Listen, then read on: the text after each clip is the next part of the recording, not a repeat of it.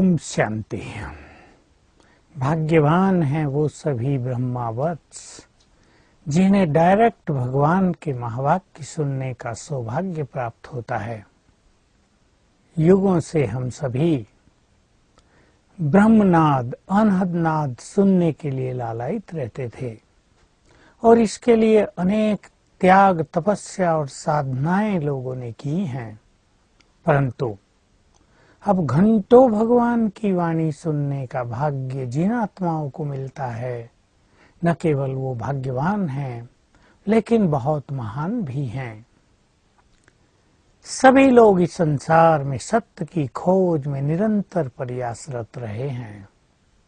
किसी ने सत्य को जानने के लिए शास्त्रों का अध्ययन किया, किसी ने साधनाएं की, लेकिन विद्या का क्षेत्र इतना गहन और इतना विस्तार है कि संपूर्ण ज्ञान किसी भी मनुष्य को प्राप्त होना प्राय असंभव सा ही प्रतीत होता रहा।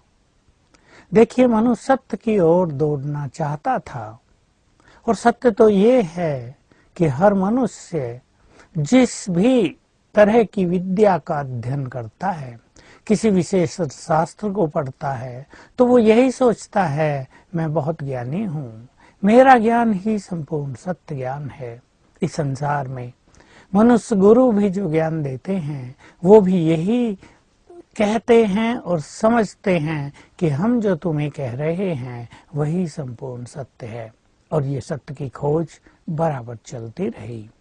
लेकिन अनेक लोगों के द्वारा ज्ञान दिया जाने के बाद भी मनुष्य के मन का अंधकार बढ़ता ही रहा, और अंधकार की पहचान है मनोविकार बढ़ते रहे। जहाँ अंधकार होगा वहाँ पांचों भूत काम, क्रोध, लोभ, मोह, अहंकार मनुष्य के मन में प्रवेश करते ही रहेंगे। तो ज्ञान बढ़ता रहा, जिसे लोग ज्ञान कहते हैं, और अंधकार बढ़ता रहा। भगवान को सभी कहते रहे, हे प्रभु, हमें असत्य से सत्य की ओर ले चलो, हमें अंधकार से प्रकाश की ओर ले चलो। संपूर्ण अध्ययन के बाद भी यही आवाज सभी के मन से निकलती रही। सिद्ध है कि मनुष्य स्वयं संपूर्ण सत्य तक नहीं पहुंच पाया। यह भी मानना पड़ेगा कि तर्कों के द्वारा संपूर्ण सत्य को जाना नहीं जा सकता, क्योंकि तर्क जिस बुद्धि से किए जाते हैं उस बुद्धि की एक सीमा होती है। जब वो सीमा समाप्त हो जाती है तो तर्क भी असफल हो जाते हैं और मनुष्य उसको ही अंतिम सत्य मान लेता है, परंतु ऐसा नहीं है। प्राचीन काल से ही सत्य के बारे में विद्वानों के मध्य, सन्यासियों के मध्य शास्त्रार्थ होते रहे, और जो जीत गया उसके मत को ही सबने सत्य मान लिया, परंतु सत्य फिर भी कोसों दूर रहा। बाद में चलकर किसी अन्य विद्वान आचार्य ने उसके मत को खंडित कर दिया। तो सत्य कहाँ है? जो परम सत्य है, जिसको ज्ञान का सागर कहते हैं, जो सृष्टि रूपी कल्प वृक्ष का बीज है, जिसको निराकार परमात्मा कहते हैं, वही वास्तव में त्रिकालदर्शी है। उसके पास ही संपूर्ण ज्ञान है। इसलिए उसको गॉड इज ट्रुथ, भगवान ही परम सत्य है, इन शब्दों से महिमा उसकी की जाती है। तो ये सुंदर समय सृष्टि पर है जबकि भगवान स्वयं अपना सत्य ज्ञान दे रहे हैं। उसने संपूर्ण ज्ञान प्रजापिता ब्रह्मा के शरीर को अपना माध्यम बना कर दिया, और हम सब ब्रह्मावत्स उस ज्ञान का अध्ययन करते हैं, उस ज्ञान को भली भांति जानते हैं।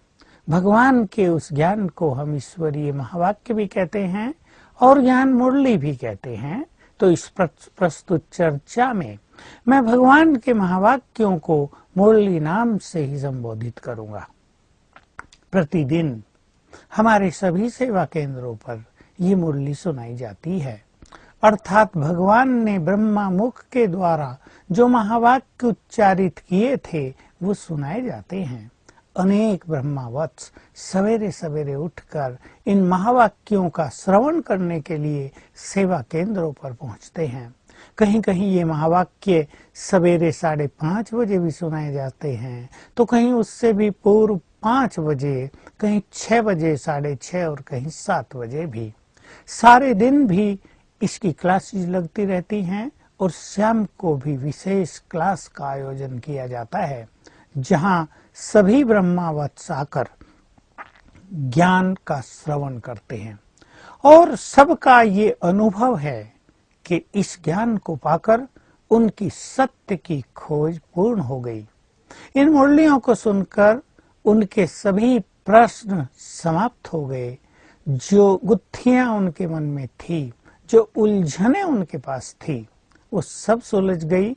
उन्हें आत्मसंतोष हो गया, उनका चित्त प्रकाशित होने लगा और उसका प्रमाण रहा कि उनके मनोविकार छूटने लगे।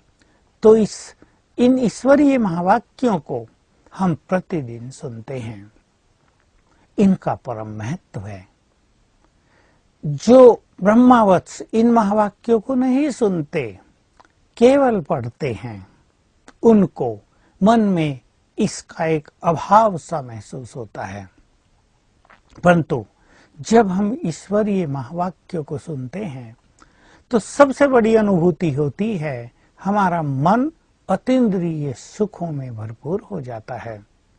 दूसरी बड़ी अनुभूति होती है कि रोज सवेरे हमें सुंदर विचार मिल जाते हैं। रोज अगर कोई टेंशन पिछले दिन में रही है, वो समाप्त हो जाती है। अगर जीवन में कोई समस्या चल रही है, उसका समाधान इन मुरलियों से मिल जाता है। और बहुत बड़ी चीज तो ये होती है कि अगर जन्म जन्म के कुछ भी प्रश्न किसी के मन में हैं, तो वो भी समाप्त हो जाते हैं। सभी प्रश्नों का उत्तर देती है रोज की मुरली। तो हम इस मुरली को संपूर्ण महत्व दें। कोई कोई ये भी सोच लेते हैं कि चलो मुरली तो कागज पर छपकर हमें मिल ही जाती है, मुरली में तो बाबा वही बातें रोज हमें कहते ही रहते हैं, तो मुरली पढ़ लेंगे, कोई बात नहीं। ठीक है, मुरली पढ़ने से भी वही ज्ञान तो मिल जाता है, परंतु कुछ चीजें मिस हो जाती हैं। और उनमें से है कि जो मुरली सवेरे नहीं सुनते, वो निश्चित रूप से देर से उठेंगे, और जिनको मुरली सुनने जाना है, उनको सवेरे उठकर ज्ञान अमृत पीने जाने के लिए मन में बहुत चुस्ती रहेगी, वो आलस का शिकार भी नहीं होंगे। तो सबसे बड़ा फायदा इस मुरली से यही होगा कि सवेरे का हमारा समय बहुत सुंदर बीतेगा। और सवेरे के इस काल को आदि काल कहते हैं। ये समय यदि सुंदर बीतता है तो पूरा दिन सुंदर बीतता है। इस समय यदि हम स्वयं को ईश्वरीय महावाक्य सुनकर खुशियों में भर लेते हैं, तो सारा दिन हमारा खुशी में बीतता है। ये बाबा की मुरलियां हम सब के लिए, पूरे जीवन के लिए, मुक्ति जीवन मुक्ति के लिए, संपूर्ण बनने के लिए, पवित्र बनने के लिए, अपने संपूर्ण विकर्मों को विनाश करने के लिए, इन मनोविकारों को त्यागने के लिए और सर्वगुण संपन्न जीवन बनाने के लिए श्रीमत हैं। कदम कदम पर हमें कैसे चलना है। हम ब्रह्मावत्स बन गए, हम भगवान के बच्चे बन गए, हम उसके परिवार हो गए।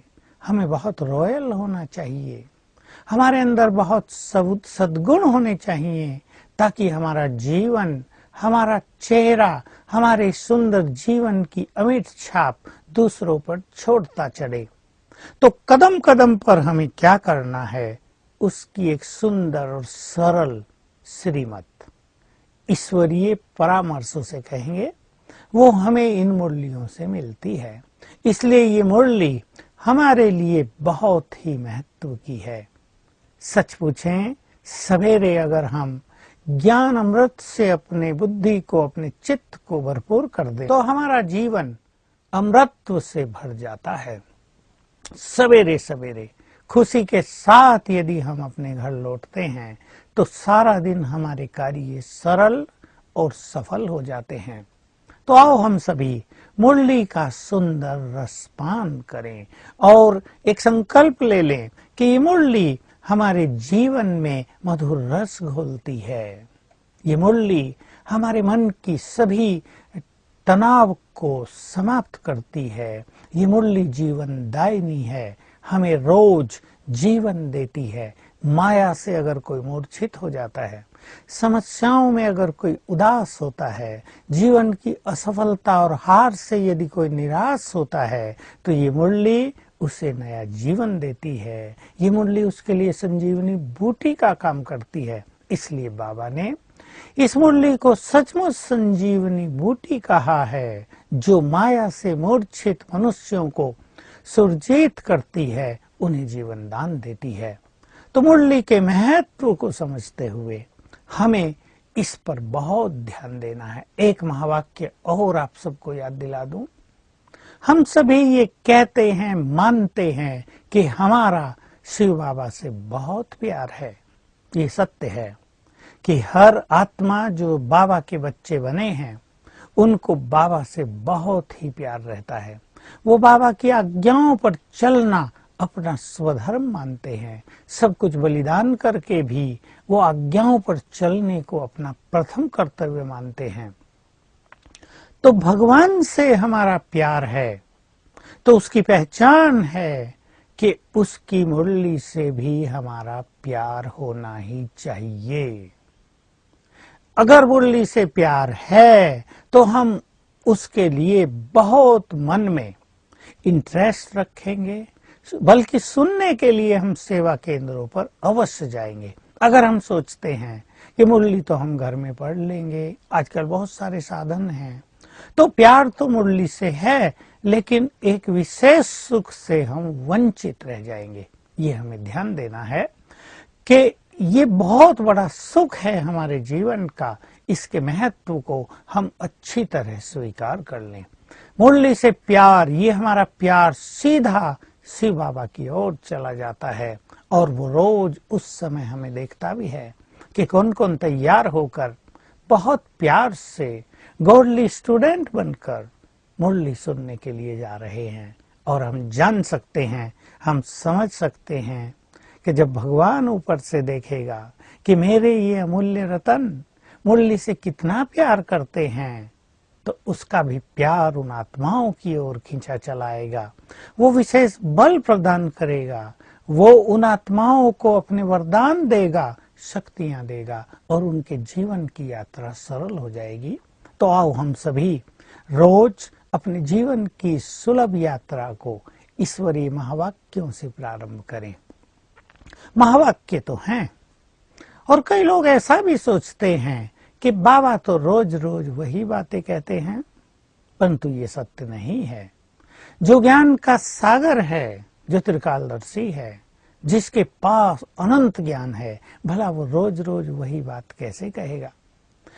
जो ऐसा कहते हैं, हम ऐसा जानते हैं और ऐसा देखते हैं कि वास्तव में वो मुरलियों को ठीक से जानते नहीं हैं, वो मुरलियों का ठीक से अध्ययन नहीं करते, उन्होंने मुरलियों के रहस्य को ठीक से समझा नहीं है, या वो मुरली के अर्थ को अनर्थ करने वाले हैं। अगर बाबा ये भी कह रहा है तुम आत्माएं हो, आत्माभिमानी हो जाओ, इस देह से न्यारे हो जाओ, तो उसके कहने के तरीके अलग अलग होंगे, और वो इस तरह से हमें कहता है ताकि हम देह से न्यारे हो जाएं। देखिए, लक्ष्य हमारा ये है कि हम आत्माभिमानी बन जाएं।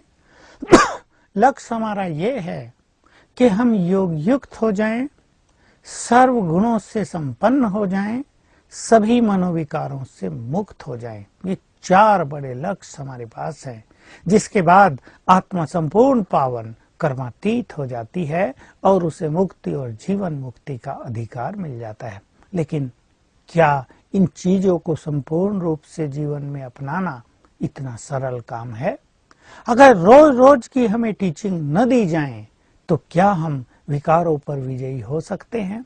एक बार किसी ने सुन लिया क्रोध को जीत लो, क्या वो क्रोध मुक्त हो सकता है? जब तक क्रोध को जीतने की अनेक युक्तियां बाबा अपनी मुरलियों में न सुनाए। जब तक क्रोध पर बार बार प्रहार न किया जाए तब तक क्या कोई क्रोध से मुक्त हो सकता है? तो मुरली वास्तव में वही नहीं है। मुरलियों में अनेक रहस्य समाये हुए हैं। उन रहस्यों को वही समझ सकते हैं जो रेगुलर रूप से मुरली सुनते हैं अथवा उसका अध्ययन करते हैं। हम देखते हैं, हम रोज मुरली सुनते हैं, लेकिन मुरली में कई रहस्य ऐसे आते हैं जो हमें लगता है कि ये रहस्य तो हमने प्रथम बार सुना है। बिल्कुल सभी के मुख से ये निकलता है कि ये बात तो कभी सुनी नहीं थी, जबकि हमने वो बातें सुनी अवश्य होगी। तो देखिए, ये सत्य है कि बुद्धि इन महावाक्यों को ग्रहण करती है और मनुष्य के पास विस्मृति का भी एक संस्कार है, वो बहुत कुछ भूलता जाता है। और ये भी सत्य है कि एक बात को सुनकर एक ही बार में धारण भी नहीं किया जाता है। मनुष्य की बुद्धि में, मन में अनेक बातें रहती हैं। कुछ अच्छी बातें भी डिलीट हो जाती हैं, बाहर निकल जाती हैं, और कुछ बेकार की बातें भी बुद्धि में बसी रहती हैं। इसलिए ये कहना कि मुरली रोज रोज वही तो सुनाई जाती है, कभी कभी सुन लिया करेंगे, ये ऐसे ही है जैसे कोई कहे रोज रोज वही भोजन तो खाते हैं, कभी कभी खा लिया करेंगे। तो ऐसा नहीं है। मुरली जीवन को रसों से भर देती है। तो आओ हम मुरली जाने से पहले कुछ तैयारी करें। क्या तैयारी करेंगे और मुरली हमें कैसे सुननी चाहिए और सारा दिन मुरली का उपयोग कैसे करना चाहिए, इस पर कुछ चर्चा हम करेंगे।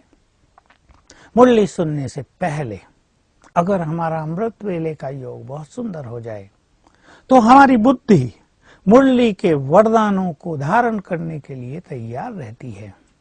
मुरली से पहले यदि आधा घंटा हम योग कर लें, कम से कम 15 मिनट अवश्य ही, तो मुरली की मुख्य बातें हमारे जीवन में सहज ही धारण होने लगती हैं, क्योंकि धारणा शक्ति बुद्धि है और मन इससे निरंतर जुड़ा हुआ है। मन अगर विचलित होगा, मन को अगर यहाँ वहां भटकने की आदत होगी, तो बुद्धि भी एकाग्र नहीं हो पाएगी। इसलिए 15 मिनट पहले योग में बैठकर हमें अपने मन को शांत कर लेना चाहिए, अपनी बुद्धि को स्थिर कर लेना चाहिए। एक ये तैयारी हमारे लिए बहुत ही आवश्यक है। बुद्धि जितनी एकाग्र हो जाएगी, मुरली की सूक्ष्म बातों को उतना ही कैच कर सकेंगे, क्योंकि मुरली लगातार पढ़ी जाती है। अब कोई सुनाने वाला किसी इंपॉर्टेंट बात पर अटेंशन दिलाना जानता है, कोई नहीं जानता है। कोई लगातार पढ़ देते हैं, कितनी भी सुंदर बात हुई वो उसको पढ़कर आगे बढ़ जाते हैं, कईयों से वो मिस हो जाती है। इसलिए मुरली पढ़ने वालों को भी उन बातों पर विशेष अटेंशन दिलाना चाहिए जो बहुत इंपॉर्टेंट हैं, जो गुह्य रहस्य खुद में समाये हुए हैं, जो हमें ईश्वरीय नसों से भरपूर करने वाले हैं।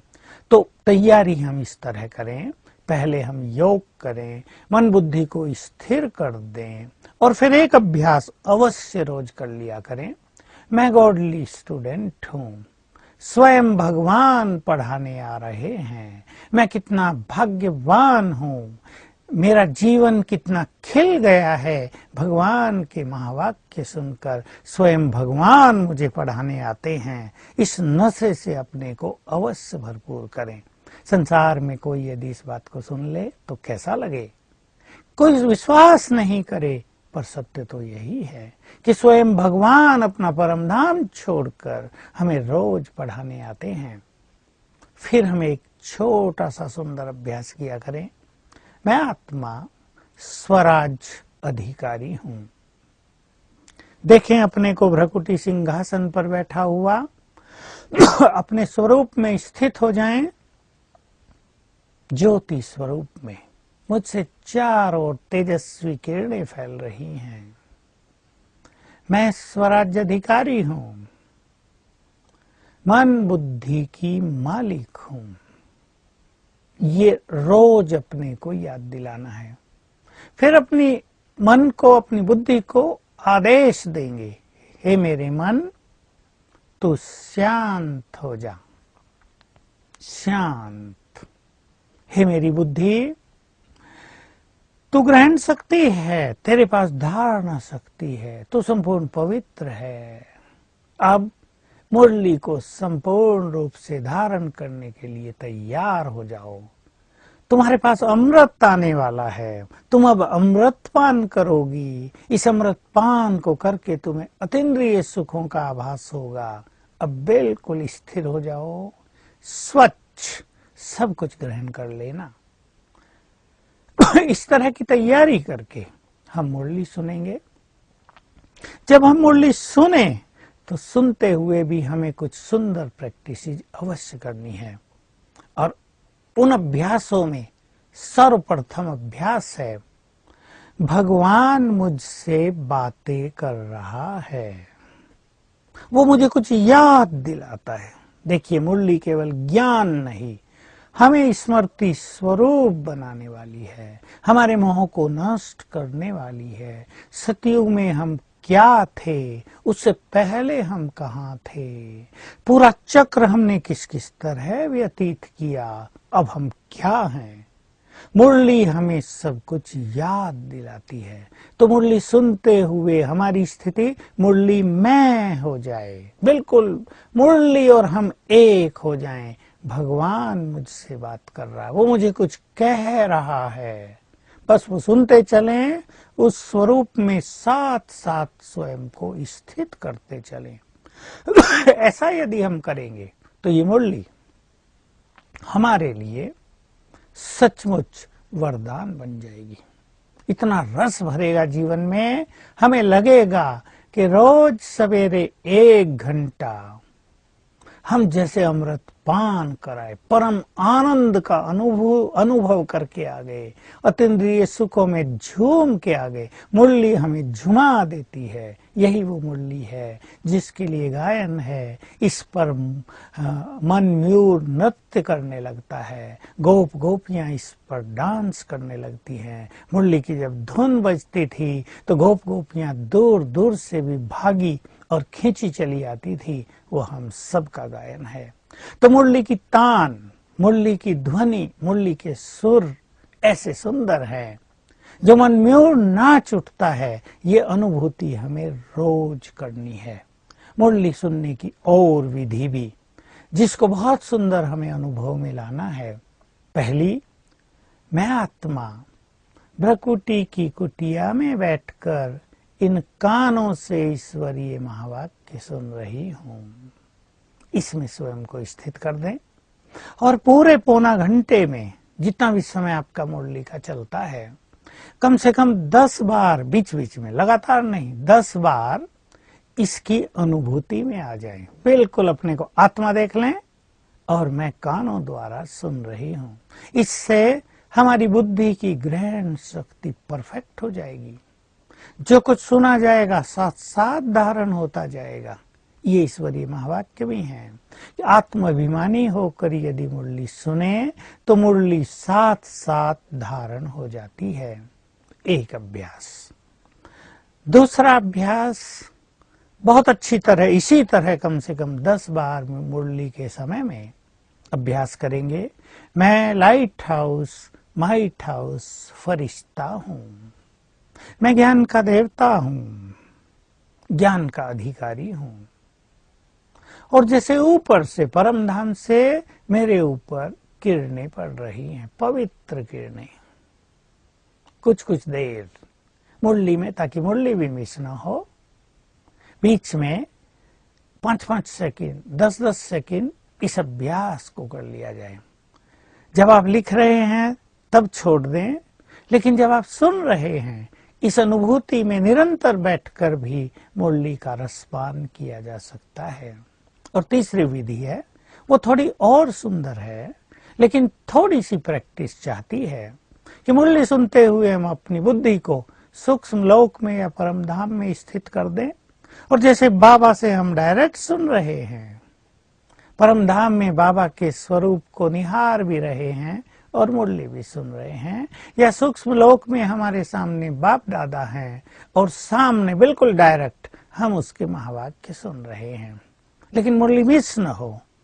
मैं ये बात बार बार इसलिए कह रहा हूं कि कुछ लोगों में ये डबल काम करने की बुद्धि है, उनकी बुद्धि इतनी सक्षम है कि वो ऊपर भी स्थिर रख सकते हैं बुद्धि को और कानों से मुरली भी सुन सकते हैं। अन्यथा क्या होगा, अगर ऊपर बुद्धि स्थिर करेंगे मुरली मिस हो जाएगी।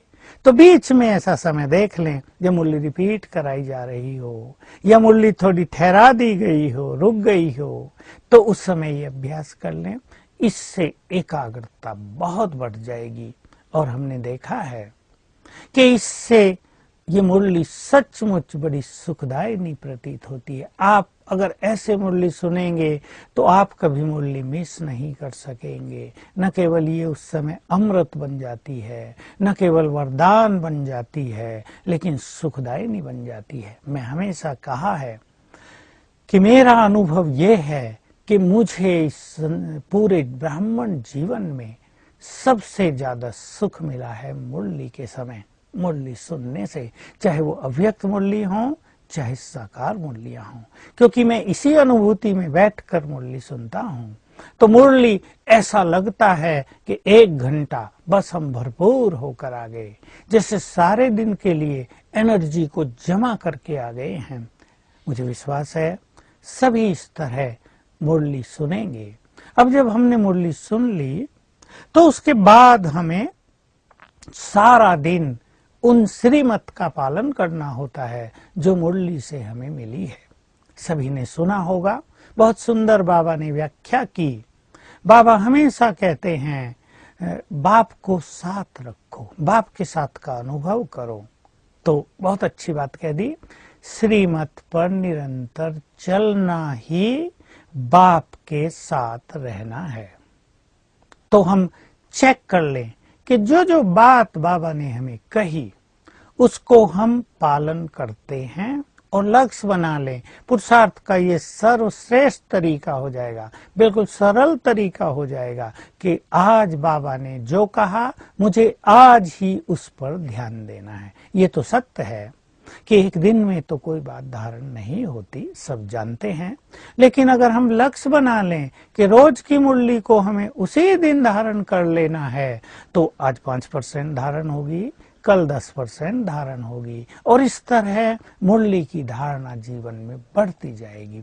तो सवेरे से शाम तक जो भी श्रीमत हमें मिली हुई है, आंखों के लिए, कानों के लिए, मुख के लिए, सोचने के लिए, कर्म करने के लिए, अमृत वेले के लिए, मुरली कैसे सुने इसके लिए, कौन कौन से गुण धारण करें इसके लिए, व्यवहार में कैसे आए इसके लिए, समस्याएं आ जाएं क्या करें इसके लिए, माया का कोई प्रकोप हो जाए, कोई वार हो जाए तब हम क्या करें इसके लिए, और योग युक्त होने के बारे में अनेक मुरलियां, स्वमान में स्थित होने के लिए अनेक श्रीमत हम सबको प्राप्त हैं। उनका हम साथ साथ पालन करें। मान लो आज बाबा ने कह दिया कि तुम्हें किसी को भी दुख नहीं देना है, तो हम सोच लें आज ही मुझे इस आज्ञा का पालन करना है। मुरली में बाबा ने कह दिया तुम्हारे मुख से ज्ञान रत्नों के सिवाय कुछ नहीं निकलना चाहिए, आज ही मुझे इसका पालन करना है। बाबा ने कह दिया hear no evil, see no evil, do no evil, आज ही मुझे इसका पालन करना है। बाबा ने कह दिया कि तुम्हें किसी पर क्रोध नहीं करना है, तुम्हें किसी से झगड़ना नहीं है, तुम्हें बहुत रॉयल बन के रहना है, आज ही मुझे इसका पालन करना है। बाबा ने कह दिया तुम्हें योग युक्त होकर भोजन खाना है, तुम्हें शांत में रहकर भोजन खाना है, तुम्हें ये ब्रह्मा भोजन खाना है, तो मुझे करना है। आज से ही मैं शुरू कर दूं। जैसा मैंने कहा एक दिन में कोई धारणा नहीं होती। इसके अलावा कुछ सूक्ष्म बातें हैं। बाबा ने कहा ट्रस्टी बनकर रहो, बाबा ने कहा सब कुछ इंश्योर कर दो, उन्होंने कहा अपना सर्वस्व मुझ पर समर्पित कर दो। ये बड़ी धारणाएं हैं। गृहस्थ में रहते हुए कमल फूल समान पवित्र बनो, ये बड़ी धारणाएं हैं। इनको हम अपनाते चलें, इन पर ध्यान दें। बहुतों के साथ क्या हो रहा है कि ये महावाक्य सुनते ही कई आत्माएं इनको रिजेक्ट कर देती हैं। जैसे मान लो बाबा ने कहा कि तुम्हें 8 घंटे रोज मुझे याद करना है। अनेक जो सभा में बैठे होंगे, अनेक मन ही मन में, अंतर मन में ही रिजेक्ट कर देंगे, अपने से ये काम नहीं होगा। तो ईश्वरीय बल से हम अपने को वंचित कर देते हैं। ऐसी कई धारणाएं हैं जिनके बारे में अनेक ब्रह्मावत्स रिजेक्शन की फीलिंग रखते हैं। पहले से ही मान लिया है ये हमसे नहीं होगा, तो ये मान्यता ही गलत है। जो भगवान कह रहा है वो हमसे अवश्य होगा। आप भी जानते हैं, क्या आप अपने किसी बच्चे को वो काम करने को कहेंगे जो वो नहीं कर सकता? क्या आप अपने किसी बच्चे को वो वस्तु उठाने के लिए कहेंगे जो उससे नहीं उठ सकती? क्या आप अपने बच्चे को उस खाई को कूदने को कहेंगे जिसमें गिरकर वो मर जाए? तो भगवान जो सबसे अधिक बुद्धिमान है, जो ज्ञान का सागर है, जो हमारी क्षमताओं को जानता है, क्या वो हमें वो काम देगा जो हम नहीं कर सकते? सभी सोच लो। तो याद रखना है, वो हमें वही श्रीमत दे रहा है जो हम कर सकते हैं। वो हमें वही कह रहा है जो हमारे लिए कल्याणकारी है। और इससे भी इम्पोर्टेंट, जो कुछ वो हमें कह रहा है, अगर हम उसको करने की ठान लें तो वो साथ साथ हमें करने का बल भी दे देता है। तो इन सब बातों को जानते हुए इस मुरली को हम अपने जीवन के लिए वरदान बना दें। ये केवल महावाक्य नहीं, ये केवल सत्य ज्ञान नहीं, ये भगवान के परम सद्गुरु के वरदान भी हैं। हम इन वरदानों को अपने लिए स्वीकार कर लें।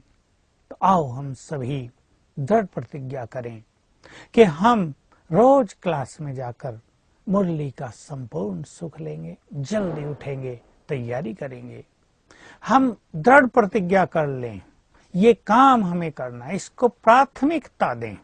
और काम भले ही हम छोड़ दें, ये काम हम नहीं छोड़ेंगे। क्या है कि लोग इसको प्रायोरिटी नहीं दे रहे हैं, प्राथमिकता नहीं दे रहे हैं, महत्व नहीं दे रहे हैं। वो सोचते हैं चलो ये काम है ना, आज ये कर लेते हैं, मुरली तो बाद में पढ़ लेंगे। लेकिन क्या इससे भगवान राजी होगा? कदापि नहीं। मुरली को महत्व दें, मुरली को प्रायोरिटी दें, इसको प्राथमिकता दे जीवन में, और सब कुछ हम मिस कर देंगे, पर भगवान के महावाक्यों का रसपान लेना हम मिस नहीं करेंगे। और सारा दिन भी उसको फॉलो करने की दृढ़ प्रतिज्ञा करें। वो सेकंड चीज है कि हम क्लास में नहीं जा सकते। स्टूडेंट हैं आप देर तक पढ़ते हैं, आपका बिजनेस है, आप देर से सोते हैं, आप मुरली में नहीं जा सकते। ये सेकंड बात है कि हम मुरली का अध्ययन कर लें, लेकिन उसमें भी हमें एक टाइम निश्चित करना चाहिए और पूरा पौना घंटा 1 घंटा अपने को देना चाहिए। बहुत लोग क्या करते हैं, 5 मिनट में मुरली पढ़ी, आगे की पीछे की पढ़ी और हो गया काम, चलो भाई अपने काम पर। इससे मुरली का रस जीवन में नहीं आएगा। अगर आपको घर में भी पढ़नी है, आप पौना घंटा अवश्य निकालें। 15 मिनट पहले बहुत अच्छी योग साधना करें, फिर आधा घंटा मुरली का बैठकर अध्ययन करें। हो सके तो मुख से बोल के पढ़ें, जैसे किसी को सुना रहे हों। मुख्य बातें नोट करें। ऐसा करने से सभी ईश्वरीय प्यार के अधिकारी बन जाएंगे। हमें बल मिलेगा जीवन में, माया को जीतने की शक्ति मिलेगी। और क्या क्या बाबा हमें कहते हैं वो हमें बार बार याद आएगा। अगर हम कुछ भूल भी गए तो वो रिवाइज होता रहेगा और हम बाबा के बहुत समीप पहुंच जाएंगे। यही हमारे इस ब्राह्मण जीवन की संपूर्ण सार्थकता होगी। और मुझे पूर्ण विश्वास है सभी ब्रह्मावत्स मुरली पर रोज डांस करेंगे और अपने जीवन को एंजॉय करेंगे। मुझे बचपन से ही मुरली के प्रति अत्यधिक आकर्षण था। मुझे लगता था ये भगवान के महावाक्य, इनको तो चूम लिया जाए, इनको तो मस्तक पे रख दिया जाए। क्योंकि बचपन से ही गीता पढ़ने की बहुत आदत थी, श्रीमद् भगवत गीता से बहुत प्यार था। जब देखा भगवान सम्मुख बैठकर गीता ज्ञान दे रहे हैं तो वही संपूर्ण प्यार बाबा की मुरलियों की तरफ टर्न हो गया। मुरली सुनने के लिए हम ऐसे भागते थे जैसे कभी मुरली सुनने के लिए गोप गोपियां भागा करते थे। मुझे याद आता था मुरली से बहुत पहले हम पहुंच जाएं, मुरली सुनाने वाली टीचर से पहले ही क्लास में पहुंच जाएं, ये संपूर्ण लक्ष्य रहता था। ये टीचर के प्रति हमारा सम्मान भी दर्शाता है।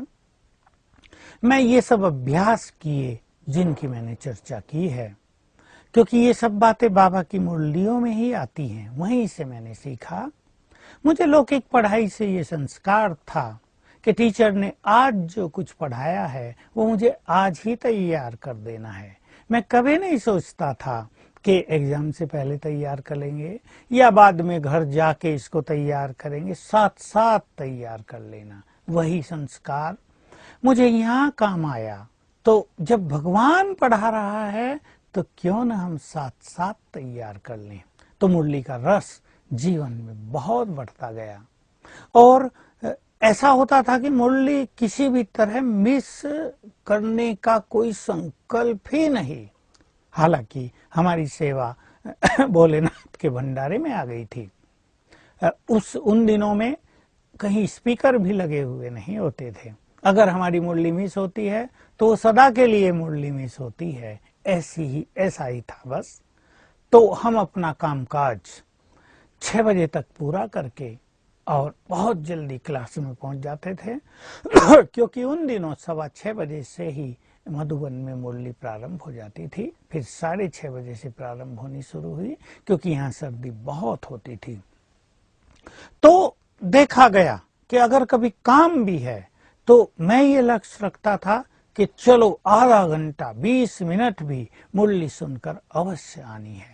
और जब मैं मुरली सुनने में बैठता था तो यही अभ्यास करता था कि ऊपर से बाबा की किरणें मुझ पर पड़ रही हैं, जैसे एक फाउंटेन के नीचे मैं बैठा हूँ और मुरली का रसपान कर रहा हूँ। ये भगवान की अमृत वाणी मेरे कानों में पड़ रही है।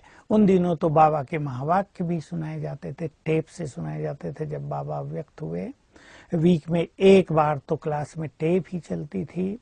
तो ऐसा लगता था भगवान ज्ञान की बरसात कर रहा है। उससे हमें अपने तन मन को, अपने सभी संस्कारों को, अपनी वृत्तियों को पूरी तरह भिगो देना है। छोटी आयु में भी मेरी बुद्धि इस तरह काम करती थी। तो मुरली सुनने में जाता था और भरपूर होकर आता था।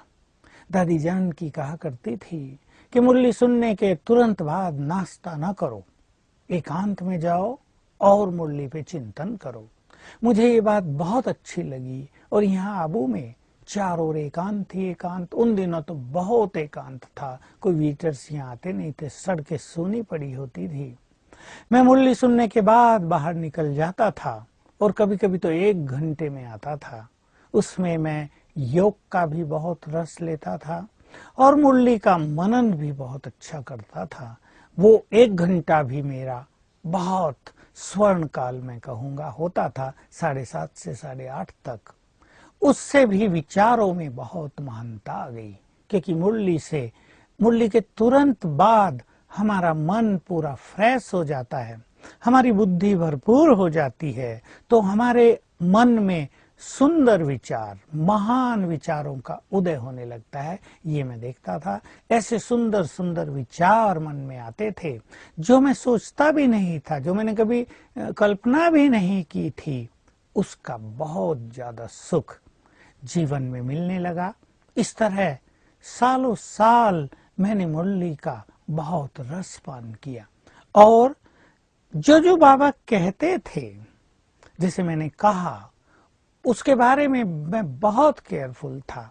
विशेष रूप से बाबा ने जब क्रोध पर मुरली चलाई, कई बार चलाई है और हम सब उन्हें सुन चुके हैं, तो मैंने लक्ष्य रख लिया, मुझे अपने जीवन में क्रोध से मुक्त होना है। और पूरे 5 साल मैंने इसकी सूक्ष्मताओं पर ध्यान दिया।